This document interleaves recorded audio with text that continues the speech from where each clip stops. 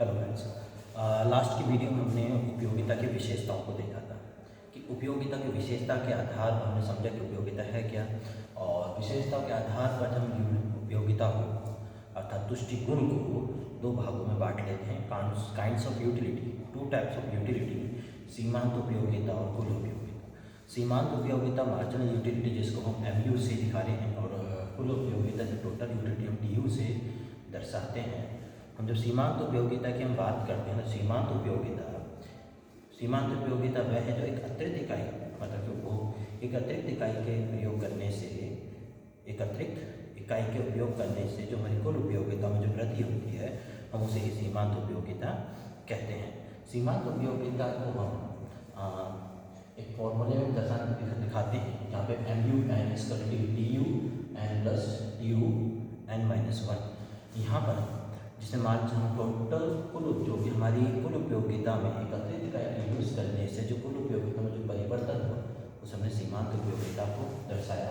और कुल उपयोगिता को भी हम यहाँ पर कुल उपयोगिता की जब बात करते हैं तो कुल उपयोगिता है क्या? कुल उपयोगिता वह उपयोगिता है जो कि सभी वस्तुओं की सीमांत उपयोगिता से प्राप्त होती है, उसे हम कुल उपयोगिता के तौर पर दर्शाते हैं। कुल उपयोगिता की हमें पहली वाली वस्तु से इतनी मिली, दूसरी मिली, तीसरी, चौथी, पाँचवीं, नौवीं से इतनी मिलने के बाद हमें टोटल कितनी उपयोगिता मिली, वही हमारी वस्तु की कुल उपयोगिता होती है। जब हम कुल उपयोगिता की जब बात करते हैं तो कुल उपयोगिता सीमांत उपयोगिता की जब बात करते हैं तो सीमांत उपयोगिता 3 चरण इसमें लिखते हैं: positive, zero and negative. Means positive means जब हम किसी कमोडिटी को कंटिन्यू एक्सेस करते हैं तो उस समय हमारी उससे उपयोगिता होती है वो हमारी पॉजिटिव होती है, मतलब कि वृद्धि बढ़ने वाली उपयोगिता होती है। लेकिन जैसे जैसे उस वस्तु को उपयोग करते चले जाते हैं तो उस वस्तु की जो उपयोगिता हमारे लिए या हमारे जीवन में शून्य हो जाती है, तो वो हमारे लिए हम वस्तु अब शून्य है, मतलब अर्थात हम उसको यूज़ करना नहीं चाहते। लेकिन अगर हम उसको और अतिरिक्त और यूज़ करते, प्रयोग का उपभोग करते हैं, तो उसकी हमारी उपयोगिता हमारे जीवन में नकारात्मक हो जाती है, नेगेटिव हो जाती है, अर्थात अनुपयोगी हो जाते हैं।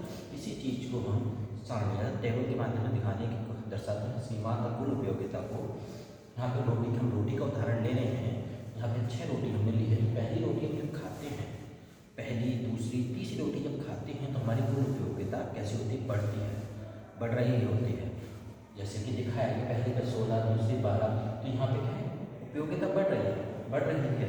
और जैसे जैसे हम रोटी को कंज्यूम करते हैं, सेकंड स्टेज में पहुँच जाते हैं, 5वीं रोटी पर आ जाते हैं, तो हमारी यहाँ पे जो कुल उपयोगिता होती है, चौथी पे भी हमारी जो कुल उपयोगिता 40 थी और 5वीं जो कुल उपयोगिता हमारी 40 थी, अर्थात कोई वृद्धि दर कैसे? शून्य। यहाँ पे हमारे लिए वो वस्तु क्या हो गई? अब हम उसको कंज्यूम करना बंद कर देंगे। लेकिन अगर किसी भी रीजन्स में हम उस कमोडिटी को एक बार और प्रयोग कर लेते हैं तो हमारी उपयोगिता वहाँ पर क्या हो जाती है? नेगेटिव हो जाती है, ऋणात्मक हो जाती है। अब इसी चीज़ को ही हम चित्र के माध्यम में दर्शाने की कोशिश करते हैं। हमने यहाँ पर O एक्सिस और Y एक्सिस को लिया है। O एक्सिस पे हम रोटियों की संख्या और Y एक्सिस पे हम उपयोगिता को दर्शा रहे हैं, और यहाँ पर OY को जो लिया अनुपयोगिता। कैसे बताएंगे? DU ये हमारी कुल उपयोगिता और जो MU है ये हमारी सीमांत उपयोगिता। हम जब बात करते हैं, जब हमारी शुरू में जब हम वस्तु का उपयोग करते चले जाते हैं रोटी की संख्या, तो हमारी कुल उपयोगिता देखें बढ़ती चली जाती है। 16 पहली यूनिट में हमारी कुल उपयोगिता जो हमारी सीमांत उपयोगिता 16 होती है, लेकिन जैसे जैसे वस्तु का प्रयोग कंज्यूम करते चले जाते हैं वैसे वैसे हमारी उपयोगिता डाउनवर्ड नेगेटिव होती चली जाती है।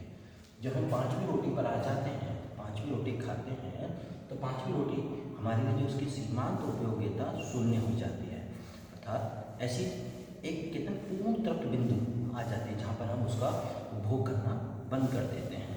और जब हम 6ठी रोटी कंज्यूम करते हैं तो हमारी जो उपयोगिता है वो नकारात्मक चली जाती है, अर्थात वो वस्तु 6ठी रोटी मेरे लिए कैसी हो जाती है? अनुपयोगी, अनयूजफुल। बट मैंने कंज्यूम किया लेकिन मेरे लिए अनुपयोगी है, जिसका कि मेरे जीवन में कोई भी उपयोग नहीं है। तो अर्थात अब चित्र को देखने की कोशिश करते हैं।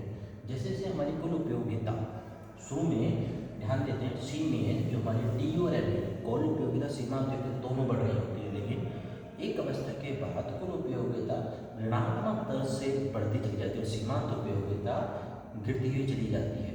जब कुल उपयोगिता अपने बी बिंदु पर आ जाती है, स्थिर पॉइंट पर आ जाती है, तो सीमांत उपयोगिता वहाँ पर शून्य हो जाती है। जब कुल उपयोगिता नेगेटिव ऋणात्मक हो जाती है, नीचे को गिर रही होती है, तो सीमांत उपयोगिता हमारी नकारात्मक हो जाती है। तो हमने उपयोगिता को समझा, अर्थात एक वस्तु की क्वालिटी को समझा जिसके आधार पर वस्तु खरीदी जाती है। अगर आपसे कोई ये पूछे कि भाई किसी वस्तु कब लेना चाहिए, तो आपका उत्तर यही होगा कि अगर उस वस्तु आपके लिए आवश्यक उपयोगी है तो उस वस्तु को लीजिए, अन्यथा मत लीजिए। दुकान से सामान हम जाते हैं बाजार में सामान लेने, तो बाजार में हम तब तक ही एक वस्तु का खरीदते हैं या वस्तु उतनी ही मात्रा खरीदते हैं जब तक उसकी तृप्त बिंदु ना आ जाए, अर्थात शून्य नहीं आ जाए। मैं शून्य से ज़्यादा अगर उसकी उपयोगिता चली जाती है तो उस वस्तु को लेना हम बंद कर देते हैं, जनरली हम शून्य पर ही बंद कर देते हैं। तो ये थी कुल उपयोगिता। कुल उपयोगिता को हमने तीनों में समझा। तो उसके एक छोटी सी ट्रिक जनरली एग्जाम्स में आ जाती है कि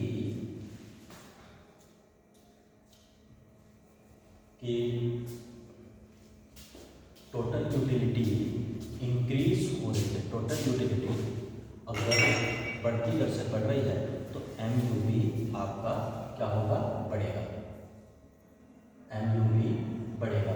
जब टोटल यूटिलिटी स्थिर बिंदु पे आ जाती है, कांस्टेंट हो जाती है, तो MU आपका शून्य हो जाएगा। जब टोटल यूटिलिटी डाउन होती है, गिर रही होती है, तो MU आपका माइनस में हो जाएगा, था नेगेटिव हो जाएगा। 3 फेज